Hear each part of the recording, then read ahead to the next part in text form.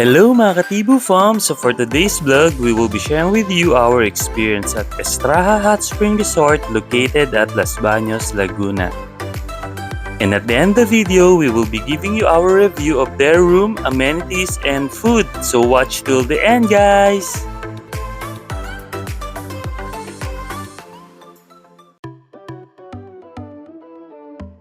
This resort is located at Lakewood Residential Estates, Los Baños, Laguna, just 2 to 3 hours away lang guys from Metro Manila.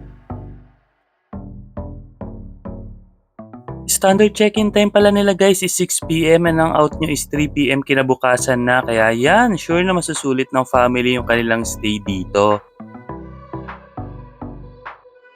Hello guys! We're here at Estraha Resort Laguna! Let's go! So this is the living area and the kitchen, and we have a sofa and the videoke where you can lounge. Come on, I'll show you upstairs. So as you can see, busy ang kids sa video games, kaya ako ang nagtutour. We have a terrace here, balcony. I'll show you the room, guys. This is the first room. It's good for madami. This is the second room. It also has a balcony. This is the last room, third room, with 2 bunk beds. This is the common CR. So big, so spacious. And outside, we have a pool table. That's the end of the room tour. Bye! Guys, kakatuwa yung wife ko kasi siya yung nag-room tour sa inyo ngayon. Kasi yung dalawang chikiting ko sobrang busy sa paglalaro, kaya sabi ng wife ko ako na lang. Pero sa totoo lang guys, feeling ko talagang pangarap ng wife ko na mag-room tour, kaya yan, buti na lang natupad na yung dream niya. Maya-maya lang, ayan, nagdadatingan na yung mga pinsan ko. Ito pala yung pinsan ko na si Hector at yung girlfriend niya na si Chloe. Mga professor yan guys. Sabi nila sa akin, bigyan ko raw sila maraming exposure dito sa video ko, and re-require daw nila yung mga student nila na mag-subscribe sa atin, pero till now wala pa ding nadagdag sa mga followers ko guys. For dinner pala, nag-order lang kami dito sa Andox, and yung tito ko naman nagluto din ng kaldereta. Ang maganda dito sa Pansol guys, marami kayong pwedeng bilhan ng food papunta sa inyong resort. Guys, isa sa mga nagustuhan ko dito sa resort na to is yung videoke nila. Nakakatuwa yung videoke dito guys kasi sobrang ganda ng mic and also ma-updated yung mga songs. Ang nakakatawa pa dito guys, merong mic stand. Kaya pwede talaga kayo mag-concert dito. Guys, isa sa mga nagustuhan ko dito sa resort na to is sobrang haba ng dining table nila. Kaya pwede talaga kayo mag-bonding dito with your families and friends. Kami nga guys, sinabot kami ng 3 AM dito sa pag-iinom namin kasi sobra talagang relaxing ng place nila.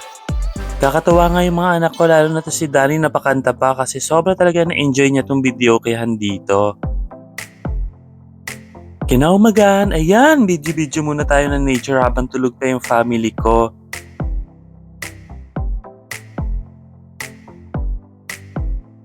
Guys, kakatuwa kasi yung pinsan ko na si Boycott nagdala ng drone, kaya yan, meron tayong drone shot for this video.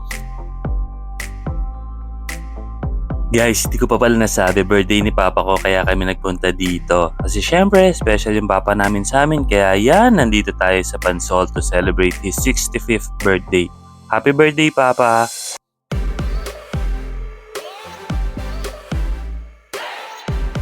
Maya-maya lang, ayan, nagdadatingan ng ibang maming mga relatives. Kakatuwa lang talaga guys pag complete ng family, no? Sobrang saya. Guys, sleeping capacity ng resort na to is 30, and kung mayroon kayong mga event up to 50 na katao, kasyang-kasya dito. Meron silang 4 rooms dito sa resort na to. 3 lang yung napakita ng wife ko, meron pa pala dun sa baba, hindi namin napansin nung una.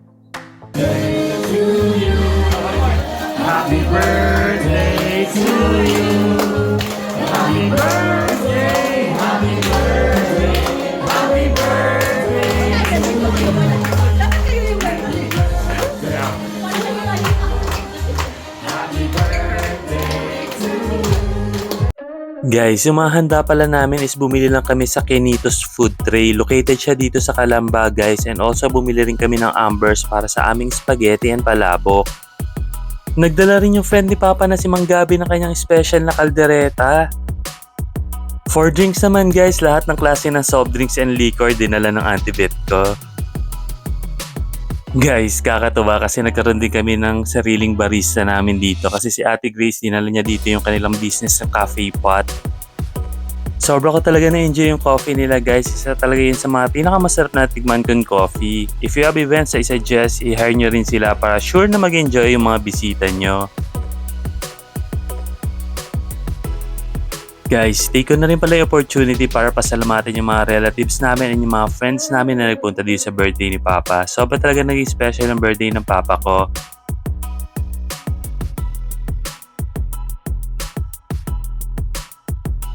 So guys, our verdict, I'm going to rate this resort a 4.5 out of 5 stars. Sobra talaga na-enjoy ng family ko yung stay namin dito. First is yung room nila. They have 4 rooms guys that can accommodate up to 30 guests. Sobrang natuwa ako sa room nila guys kasi sobrang comfy ng bed and also magaganda din yung view kasi meron silang mga balcony. Next is yung food. Since nasa Laguna tayo guys, marami kayong pwedeng bilan ng masasarap na food dito. Kami nga guys, nag-order lang kami ng party tray and tong gabi naman, bumili lang kami sa Andox. Lastly, yung amenities. Meron silang Xbox guys para sa mga kids nyo. Meron din silang billiard table, videoke, and syempre yung kanilang hot spring. So guys, if you're planning to have a staycation at Laguna, better check out Istraha Hot Spring Resort.